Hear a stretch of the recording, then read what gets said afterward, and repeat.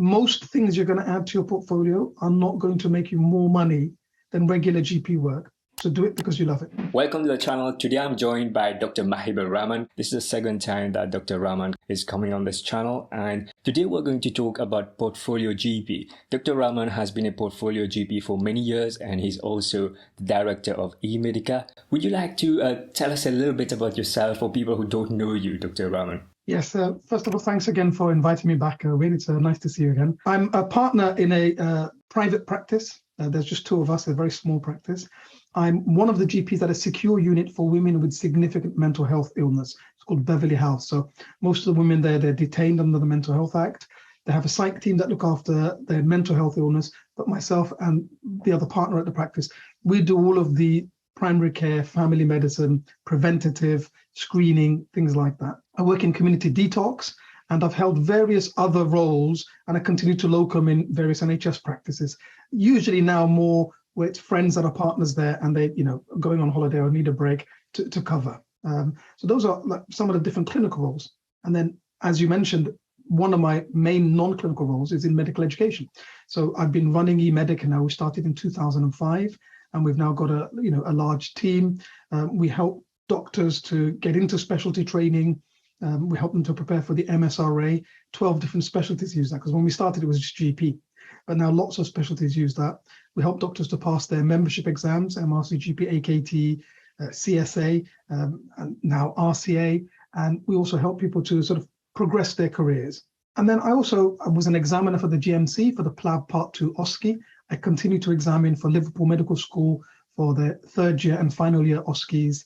And I consult for organizations like the Medical Protection Society on their e-learning and their GP training offerings.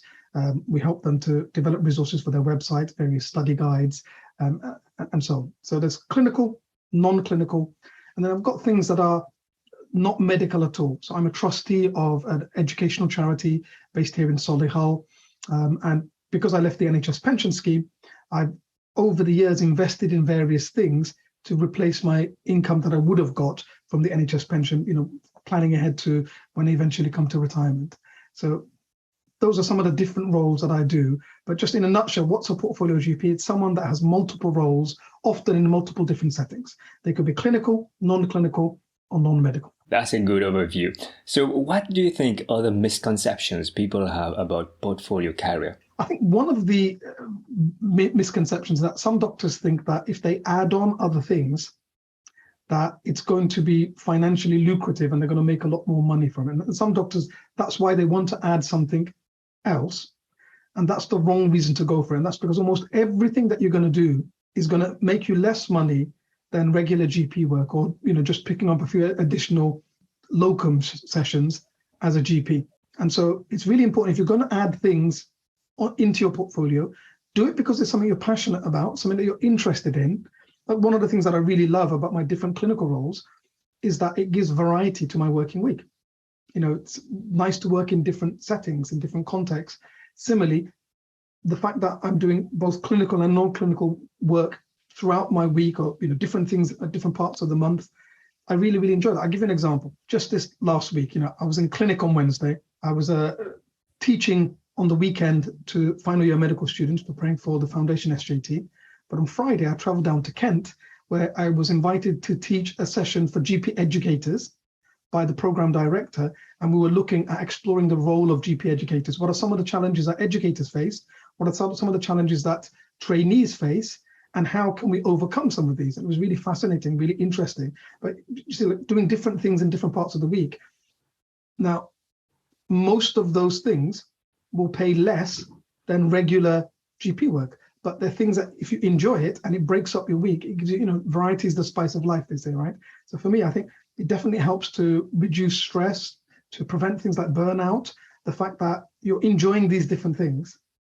So that's one thing I'd definitely say, is that most things you're going to add to your portfolio are not going to make you more money than regular GP work. So do it because you love it. That's a very good point, because some registrars who are finishing their training or newly qualified GP are thinking about various opportunities And money is quite important. And sometimes you're thinking just about the money, then you can get quickly into some of the portfolio roles where you have to invest a lot and then not make much money and then get disappointed, or just waste your time doing something that you don't enjoy. So in your case, Mahibur, what were the things that you optimized while you were building your career? Because some people say follow your passion, other people might say you need to find your purpose. What were the things that you optimized for?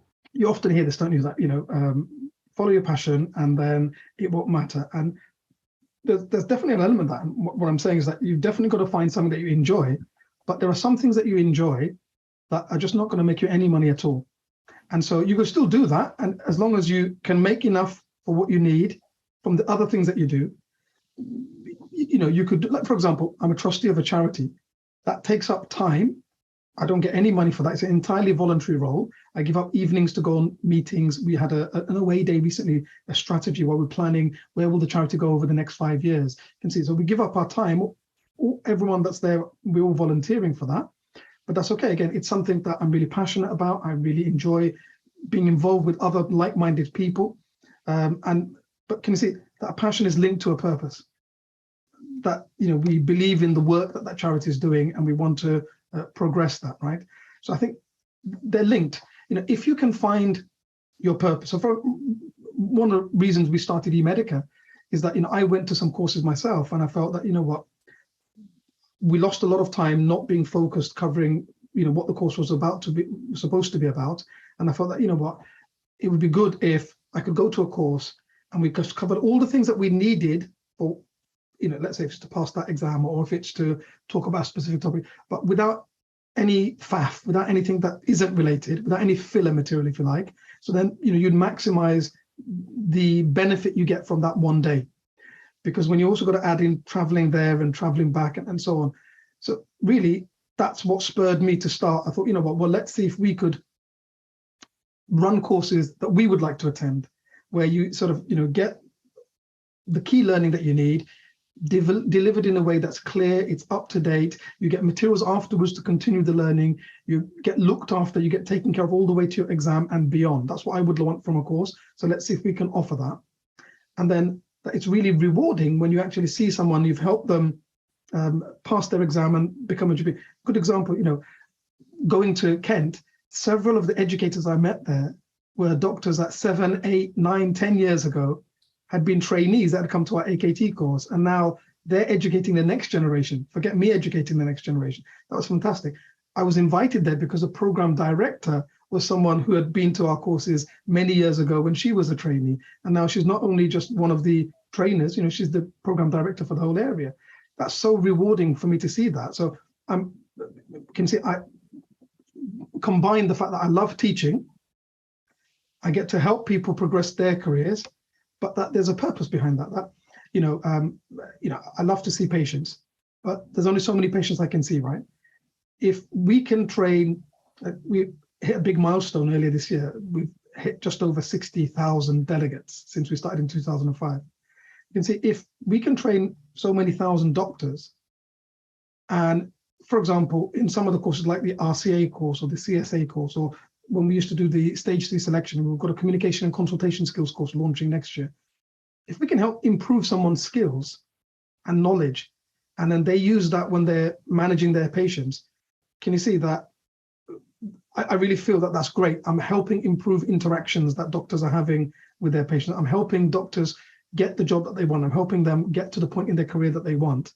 That's really rewarding. And so, I get to combine my passion, I love teaching, with that purpose of wanting to help others and help them achieve their success. So I think the ideal is when you can combine both. Whereas there might be some things you're really passionate about, but they're just not, they're too time consuming, or it's going to require so much effort and pay so little. You can't sacrifice enough time from your other things because you need a certain amount of income to cover all your costs. So then you've got to balance that out because not everything you're passionate about is going to be something that you can make work as part of your lifestyle, your portfolio career, and be financially viable as well. That's great. One of the things I'd like to acknowledge about you is this willingness to serve, and understand that you've been abroad, you've been to Sri Lanka and Pakistan to do some humanitarian work. So tell me, how did that come about? So when I first got into medical school, it's one of those things that I thought, actually, I would love that one day, if I can finish medical school and become a doctor, that I'd love to go on a humanitarian deployment. And I was born in Bangladesh, and I came to the UK when I was 5. So, I had some exposure, but then, we would regularly go back and visit. And I had some exposure to different healthcare systems and some of the, difficulties that can be faced. And so it's something I'd always thought I'd like to do, but how it goes, that once you actually get into medical school, you're busy. It's, lots to do. And then this exam's coming, then you've got third year exams, then you've got placements and so on. And then, after that, I did a few different jobs. I did my master's degree, I locum for a while, finally entered GP training. And just then I've got exams to think about. I've got to get through this year to move on to the next year. And you get busy with life. But it was the break between Christmas and New Year, and I was in my first year in GP training, and so I've already taken a few days of leave, so I had about a week off. So I don't know if you remember the tsunami happened. It was Boxing Day, and I just saw it in the news, and I thought, what, I've always said that I wanted to do this at some point. I'm actually already off a week. If I can call my trainer, and if they're willing to, I still had another week's leave left, not due to have it then. I was saving it for the summer. I thought, I've got somebody, if they're willing to let me have that, I'll actually have 2 weeks off in one go. That's just about enough time to go and do something. And I thought that, like previously there was an exam, it wasn't the right time, but this hasn't happened and I'm already off. If I get that time, I won't have an excuse. I think there's an element of serendipity. And I think you've talked about that last time that we had a chat on the podcast. So tell me, when you're thinking about going there, what was the self-talk like? What were you going to do? How was it planned? Yeah, so once I got the approval that I could have the time off, there was an organization called Doctors Worldwide. And they asked me actually that would I go out first on my own and there'd be a local team there before they would send the rest of the team to assess the situation and see what would be possible, plan out the logistics, make sure there's a safe place for the team to actually stay, and just see, for example, is it safe to actually bring the rest of the team? Now bear in mind, this is going to be my first deployment. Actually, I was really scared. And I talked to one of my friends and, he was saying that whenever you want to do something good, you often have these feelings and it's something to overcome. And actually, I hadn't heard of the area I was going to. It's a place called Katankudi in Sri Lanka. And I typed that into Google. And if you type that at that time, the top search was a massacre that had happened at a mosque there. Because at that time, there was a lot of things going on with the LTTE, what used to be called the Tamil Tigers. And so, it wasn't entirely safe. There were lots of things going on. But after talking to my friend, I said, you know what? There's this thing that you should want for your brother what you want for yourself, that if I don't go, someone's going to have to go. If I'm going to be willing for a colleague to go and do this assessment, I should put myself in those shoes and just do it. And I went, and then the team came and it was safe, and the local team there were fantastic. So, when you're doing something new like this, often similarly, when I wanted to add other things to my portfolio later, you often have some of these fears, and it can be hard to overcome those fears. But if you do overcome it, it can be hugely rewarding. And that's what I found, that I learned more and gained more from it probably than I was able to give in that couple of weeks. We had a wonderful team. We had a nursing team come from America. We had an emergency physician come from America. We had a team come from the UK. It was just really nice to see everyone working for a common purpose. And that's why I later on did further deployments. As mentioned, I was able to go to Pakistan after the floods, to Lesbos, and most recently to Bangladesh. Your story is very inspiring. And with GPs who are thinking about work opportunities overseas, what options would you say that they could consider? The thing is that if you want to work overseas, I guess things to look at is this something that you want to do as a long-term move? Is it something that you want to do, just as like a work holiday, if you like? Is it something that you want to do like a humanitarian deployment, which is time limited? So I think those are some of the things to look at is what is it you want to achieve? So for example, these were short term. Some people want to make this a bigger part of their career. And for example, organizations like the VSO, Voluntary Service Overseas, they have 1 year and 2 year deployments. Whereas the deployments I've done, they were, a couple of weeks. But in terms of other types of work opportunities, the great thing about general practice especially is that a CCT from the UK is very well recognized. So, apart from the US, the majority of countries recognize UK GP training, having MRCGP and CCTM. So for example, someone wanted to work in Canada, they'd only need to take one exam, and then they'd be able to work there for up to a year. And then if they wanted to stay longer term, they might do further exams. A place like Australia, New Zealand, the Middle East, you don't need to do any more exams. You just need to go through the process of registering with the local medical council, having your qualifications verified, if you like, getting visas. So there's a time lag, but there's lots of opportunities. And I know many doctors that are GP trained in the UK that are now working and having successful careers in Australia, in New Zealand, in places like Qatar, in Canada. So I think there's lots of opportunities. One thing to be aware of, though, is that you need to consider, is that going to be like a long-term move? Because if you're going to be outside of the UK for more than 2 years, and you're not doing some clinical work here and keeping up with appraisal and revalidation in the UK, if you want to then come back and work as a GP, you'd have to go through the returner scheme. And part of that would mean doing some more assessments and exams again. And so, one of the things, if someone's not sure is it going to be a long-term move, if like they went somewhere like Australia for a year, what they could do is maybe use some of their leave to come back, do some sessions, keep up with appraisal. You can't sustain that long term because you need your holiday to have a break when you're working. GP is a busy job wherever you are. But that's a way to avoid having to do the exams again. If they decide, look, I'm going to stay there long term now, then that's fine. They could leave this behind and go ahead and do that. Yeah, so that's very important because some people, they don't really know. They just think, oh, the grass is green abroad, and then they go there, and then they might have to work harder when they go to Australia to build a practice, and they might earn less than what they would here in the UK in the beginning.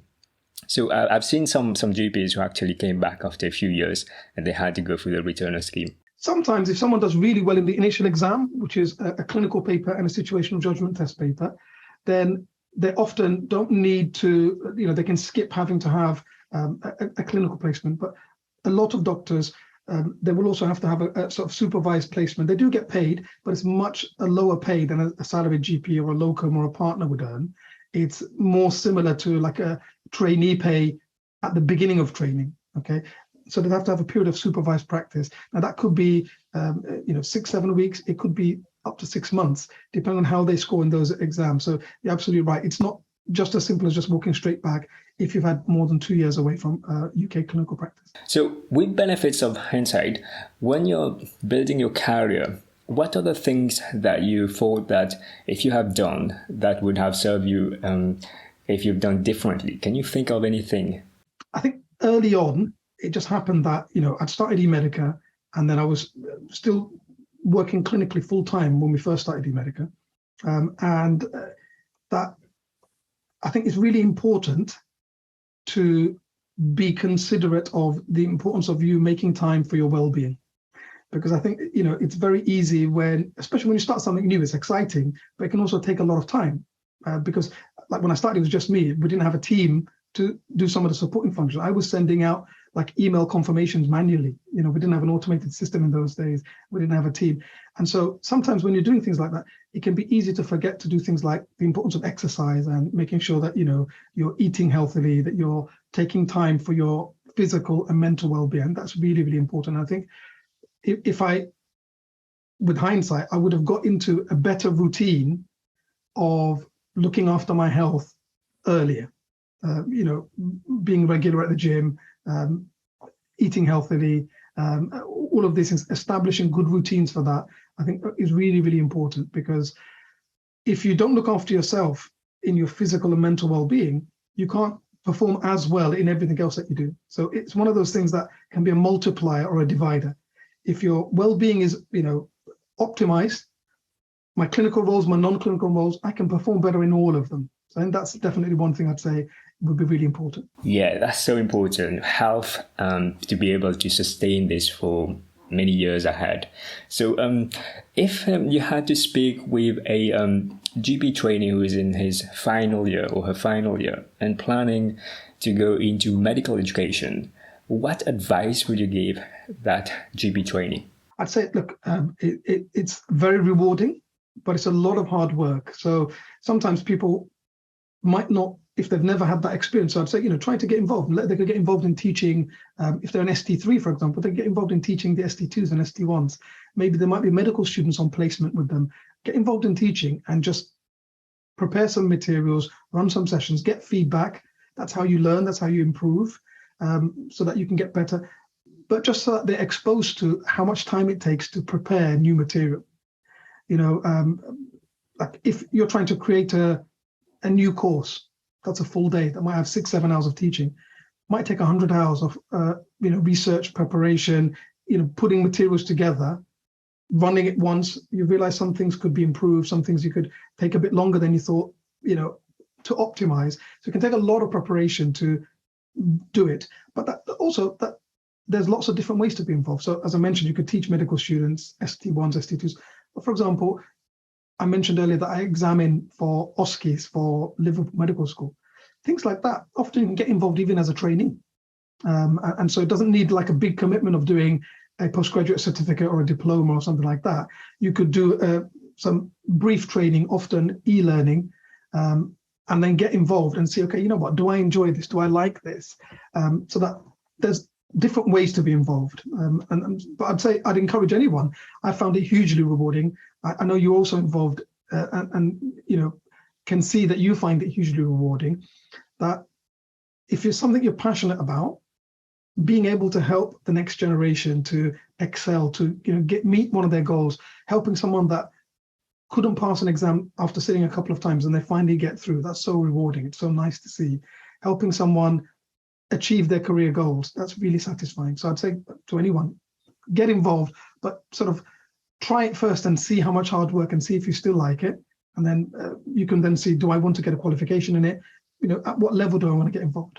That's great advice. Yeah, it's so important to try things. And when I started doing medical education, I actually started by teaching medical students. And I thought that was something that I found really rewarding, which is something I volunteered to present, to teach. And if you don't try it, then it's very difficult to be able to know whether this is something you want to build in your portfolio career. Last time we had a chat, you mentioned about exams, and you were among one of the first cohort who took the CSA at the time. And there's been a lot of changes with exams with the RCGP. So the CSA has changed to the RCA, and now there's a new CSA coming on. What are your thoughts about the changes in general practice, and what's the future looking like?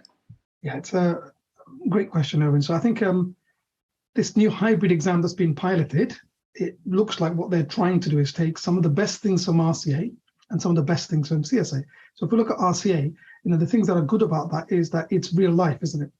There are no simulators. This is real life interactions. It's the actual job that we're doing day to day anyway. And so the good things about that are that, it's true to life, if you like, and that there's possibilities of doing the different ways that we consult in everyday modern general practice. So i.e., we sometimes have telephone consults. Sometimes now we're consulting remotely. And of course, we're still seeing, like in our practice, the majority of patients are still face-to-face. But I think it's good that the exam now reflects that, we do have a lot more telephone interactions and a lot more remote video interactions. The downsides of RCA, one, it can be having that level of increased stress over a period of months while you're trying to get your recordings together and watching them back and all of that, rather than, you prepare and you go to the exam and it's one day. But the other downside is that sometimes, you don't have control. You can do your best and you can involve your team and, they can be encouraging patients, but ultimately any patient can say no. And the ones that consent, you can't decide how challenging will that case be. Sometimes, the ones that say yes don't fit. And if you end up then submitting lots of low challenge, unfortunately, that's going to impact your mark. So you can see that that isn't standardized. So the good things about CSA are that by using simulators, there might be certain cases that are high challenge that we want to see how does a registrar deal with this, or some things that are less common but serious, so that it's important they don't miss it if they do see it. And at some point in their 30, 40 years as GPs, they may well see it, but it's just they might not see it in the 3 or 4 months that they're recording for RCA. So by having that, you can standardize and assess how do people do with certain things with a certain level of challenge and level of complexity. So I think, there are good things and bad things, pros and cons of both exams. So hopefully if we take the best things of CSA and the best things of RCA, and then it will minimize some of the issues that there are with both exams. So, and let's see when it actually gets launched, because initially they were talking about that it would be launched at some point this year, but that's definitely not going to happen. The earliest it could happen is around October next year, and it might not even be till 2024 now. Tell me, Mahibur, with regards to the portfolio carrier that you're doing right now, you mentioned previously about one of the biggest mistakes that GPs might make is focus on the money. What other things that you see commonly? Because sometimes what happens is that GP is so busy and people find it difficult to be able to give some time and build a portfolio carrier. What things that you have seen that would be helpful if we have any practical tips for GP? Number one, try to talk to someone that's actually done it. So you get an idea of the reality of it, i.e. how much time does it take? Let's say, for example, someone wanted to develop a specialist interest. How much time did that spend to do additional qualifications, to do additional sessions without pay, just to get exposed and gain some of the skills?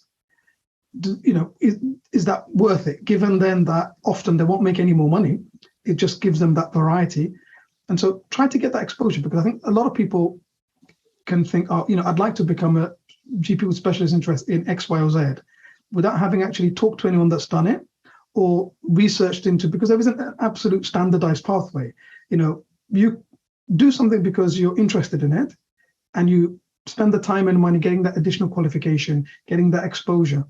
Well, if then you don't actually necessarily, might not be commissioned for there to be a role for you to do that, but you could still do it within your own practice, that you're seeing more of those types of patients, and that gives you satisfaction. And I've seen that where, like, for example, in some practices, someone is, if you like, the women's health specialist in their practice. And we know that, we can all treat patients with most things that come through the door. But if there's something that is sort of in between having to send them to hospital, and they might have to wait, especially now with the backlog since the pandemic, a year plus for a routine appointment, they might be able to see one of your colleagues who's got that little bit of additional expertise, and they might be able to see them sooner and still get some help and get their treatment expedited in some way.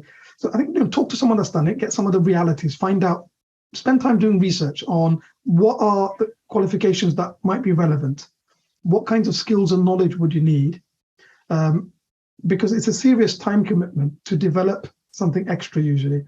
And the other thing is that there are some things that you don't have to do maybe every week as part of there might be things that you do occasionally. Like, for example, examining for medical school. I only tend to do that once a year around the time of finals, do you see, or around the time of the summer exams for third years, because I'm involved in the OSCEs for them sometimes, when doctors are resitting, for example. So, it doesn't always have to be something that has to be done every week. It might be something that's a couple of times a year that still breaks up your routine. So, talking to people, doing some research, finding out more about it, and then just try it. Like you mentioned, try it and see if you like it, because you might have an idea, I think I'd love to do this, but before you commit to such a long-term period of getting a qualification, getting sort of involved, go and do a taster, go and sit with someone that's doing it. Ask if they don't mind, would you mind if I just sit in one or two clinics? Most people will be happy to do that, to organize that. And that's a nice way to see, do I actually enjoy this? Is the reality different to what I thought it was? That's great. Yeah, I think it's been really powerful, this advice that you've shared today. And I'm really grateful to be able to have a chat with you again on the show. And where can people find you, Mahibur? All of the courses and resources that we offer at our website, emedica.co.uk, and you can find me on LinkedIn. contact me, send me a message. On Facebook is probably easiest. I am on Instagram, but I don't really use it. I think LinkedIn, Facebook, or via the website, you can always email me. And I'll send you the links. Perhaps you can add it into the description. What did you think of this interview with Dr. Mahibur Rahman? If you have any questions or any comments, then please write it down in the comment section. If you found this video useful, then you might want to check out the next video. Click here to watch it. I'll see you on the other side.